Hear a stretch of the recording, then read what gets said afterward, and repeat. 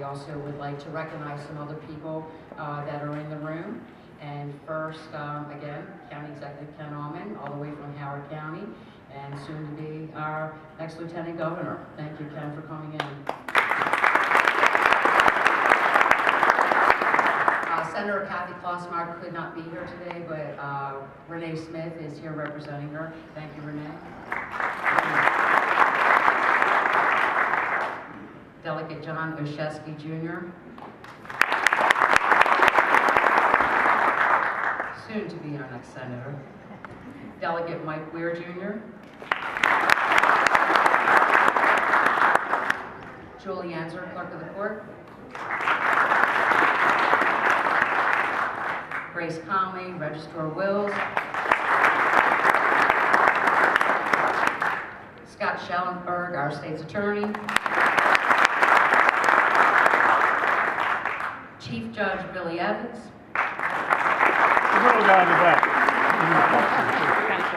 My favorite county executive, Kevin Cabinets.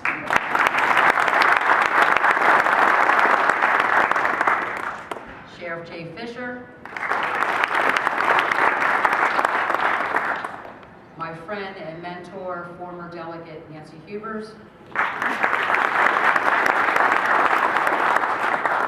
Former delegate Jake Moverhovic. And Baltimore County, don't worry, I'm going to steal one of Kevin's lines from this morning. Don't worry, Stan, we got the Baltimore County Fire Department Chief here, so don't worry about having too many people in the room. Chief Homan, thank you for coming. We also have a few folks in the room that I would like to recognize. They are volunteers that sit on boards and commissions in Baltimore County. These are people that have very busy jobs already, and they take time out of their busy days to sit on boards for Baltimore County, for the betterment of Baltimore County. Julie Gaynor is here. She sits on the Commission on Disabilities.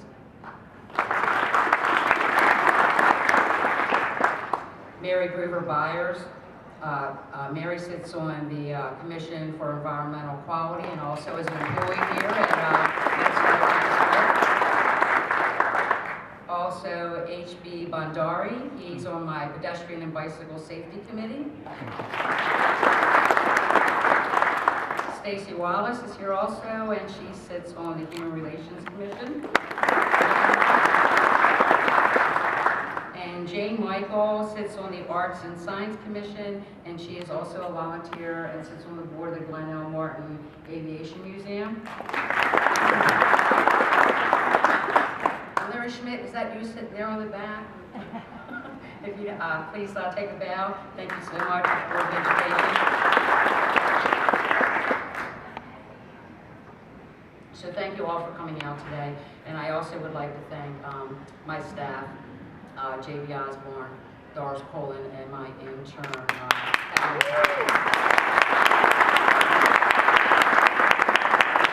And we all know Chris McCollum plays a huge part in my life, and we all know that I can't do what I need to do for the 6th District if I didn't have these great people standing with me, so I certainly appreciate them every day.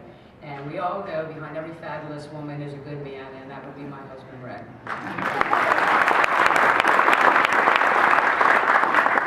Well, it's been a very, very exciting week for me. Monday, I was elected by my colleagues on the County Council to be chair for the Baltimore County Council.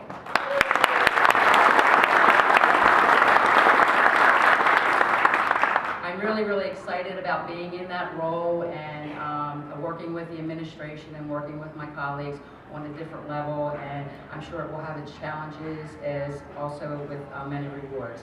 And I know that many of you are wondering why we're here today. And we're here today because I just left the Board of Elections in Catonsville and filed for the run for re-election. So.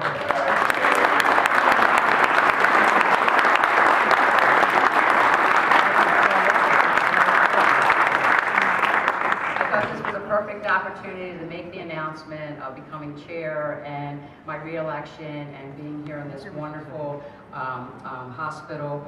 And that's probably why you're wondering, why are we here? Why are we here at MedStar Franklin Square Medical Center for an announcement like this? And we're here for many reasons. On a personal level, for me, I started my relationship with Franklin Square in 1978 when I gave birth to my first child on Labor Day. And since then, all of our children were born here at Franklin Square. And fast forwarding, and the last one being in 1988, and my son Christopher, if you don't mind standing up, my son Christopher, who will be 27 next week. Christopher and I spent several months here at Franklin Square. At 5 months of pregnancy, the doctor said, "You're ready to have a baby." So of course, I was happy as a patient. Christopher was still born 3 months early, and the NICU, again, saved my child. And he would like to blame all his shortcomings on being a premature baby, but we don't let that happen anymore. So this is a product of Franklin Square's NICU. So fast forwarding 20 years, my husband and I probably had, I think we ended up one night, there were 20 procedures here at MedStar Franklin Square. And fast forwarding to our grandchildren, 4 out of 5 of our grandchildren were born here. The latest 2 born in July, 18 months ago, 12 weeks early, very tiny, very sick little babies. They weigh 2 pounds 9 ounces, and it's a very tough time for families when you have premature babies. But Franklin Square's NICU took care of my babies. I know Dr. Mena could not be here today, but Dr. Mena and his staff took wonderful care of not just our grandbabies, but our entire family. And we're very, very grateful for that. Actually, little Josh is here today. His sister Addison is home with a cold and a fever, so we couldn't bring her out. So I wanted to talk a little bit about the NICU. After spending 2 different times in my life, once with my own child and once with my grandchildren, I know what wonderful work they do in the NICU here. But I can tell you that it's a very small room and there's no privacy. And I'm happy to say that Franklin Square, and I did get a peek of the plans, I was supposed to say that, I did get a peek of the plans, and Franklin Square is building a brand new NICU. And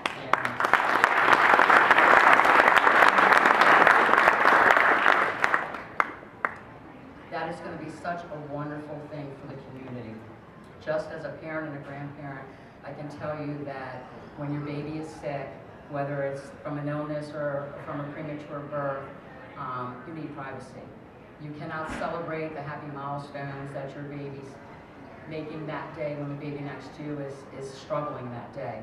So it's a very difficult. So the new NICU will be taking care of just as many babies, but each baby will have their own room for their families to visit.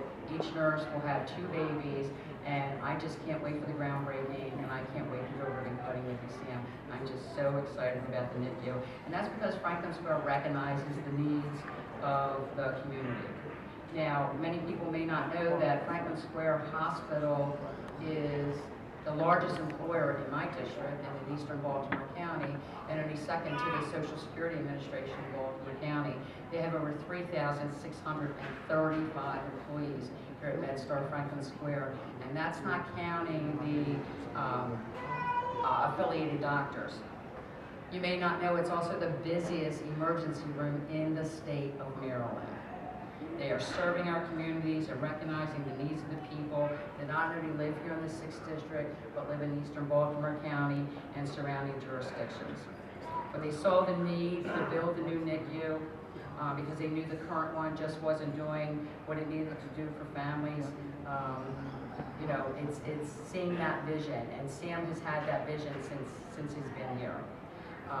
I recently attended an announcement right here, not quite 2 months ago, where Peter Angelos, the owner of the Orioles, and the attorney made a contribution of $2.5 million to MedStar Franklin Square Hospital, which has been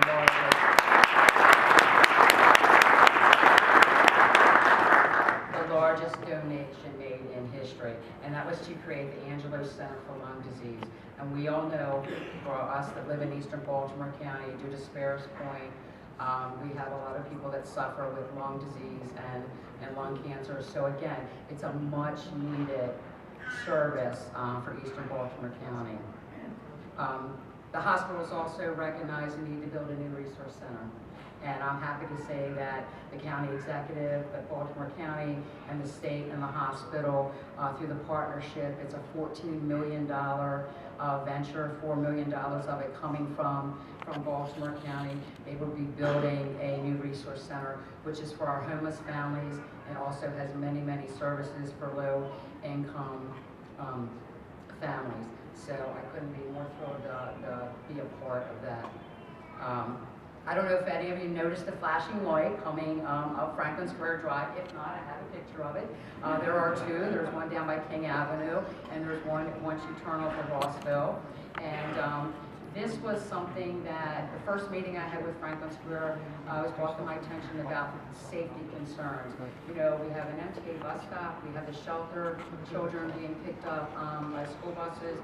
We have staff, we have vendors, you have patients, you have visitors that are all crossing Franklin Square Drive, and it just was a serious situation. So it took a while, and it took a little bit of research. We ended up having solar panels, so we would have to run the electricity. So we definitely have the traffic calming in place now, and we can only hope that it's made it so much better for everyone involved here at the hospital. And quite frankly, that's why I have to seek re-election, because I thought that would be an easy thing to get done, and it took over 2 years. So knowing how long sometimes things take, yeah, I got to do another term, that's for sure.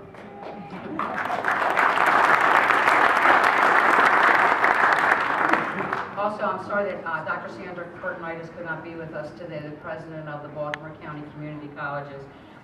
CCBC is the neighbor here to the hospital, and she just does phenomenal work, and I'm so glad that they are neighbors. CCBC has over 70,000 students, and a lot of those students go through the Allied Health Program through the college, and then they end up here right here at Franklin Square, or they take other classes with other certifications and end up here at the hospital or at other businesses around. So I'm certainly grateful for them too.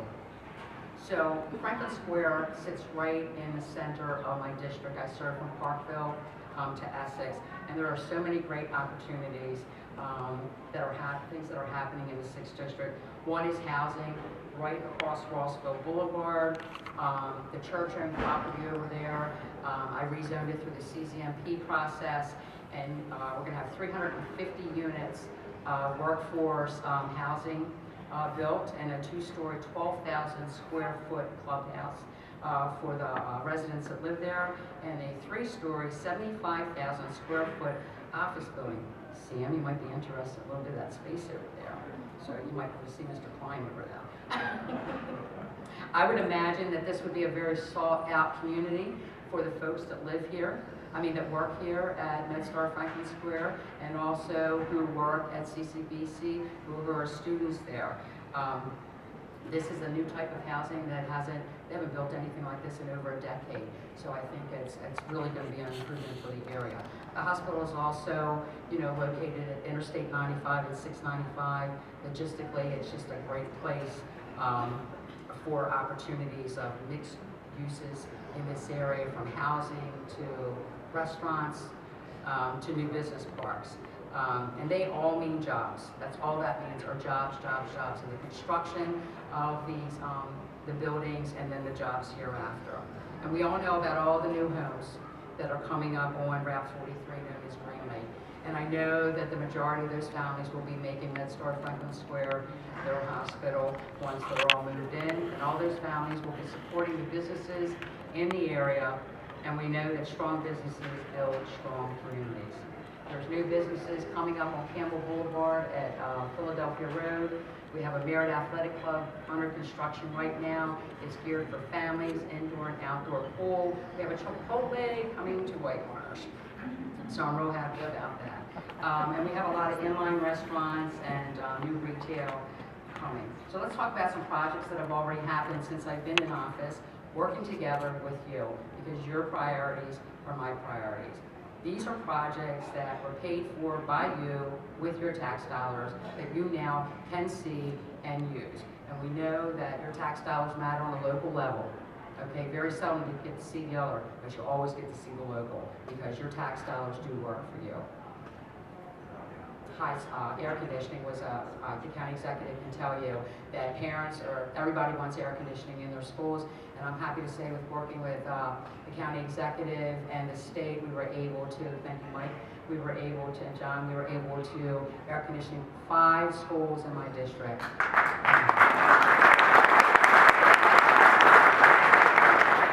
Overley High School is receiving $16 million worth of renovation, which includes air conditioning. Parkville Middle School will receive air conditioning. Elmwood Elementary, Middleborough Elementary, and Hawthorne Elementary will all be receiving air conditioning. Working through with the administration, we've also been able to, it's going to happen, guys, really. I got Bowley's Quarters sitting right here in front of me. 800 feet of sidewalk are going to be laid on Bowley's Quarters Road. Again, this is why I have to serve another term, because that took about 2 years also. And I'm looking forward to standing there with a shovel on the ground with the county executive and all the residents of Bowley's Quarters. And that was done because everyone worked together. Bob Palmer's back there in the back. He walked and knocked on doors and got signatures and said, here you go. The businesses want it, the people want it, we have to get these sidewalks in. All the residents of Bowley's Quarters said it's a safety issue. Please make it happen. We've been wanting them for a decade when you're finally getting your sidewalks. So I'm real pleased about that. Another issue is the raising of Bowley's Quarters Road. $300,000 is coming from Baltimore County towards the $1.2 million project. If you live on the peninsula, every time there's a storm surge, you are held captive in your house. You are hostage. You can't get in, you can't get out. The police now sit there. If you can't get home from work, you can't get your children from daycare, and worse yet is someone being ill, someone dying because an emergency vehicle could not get down the peninsula to get someone. And we said enough is enough, we got to make this happen. So with NEMA and FEMA,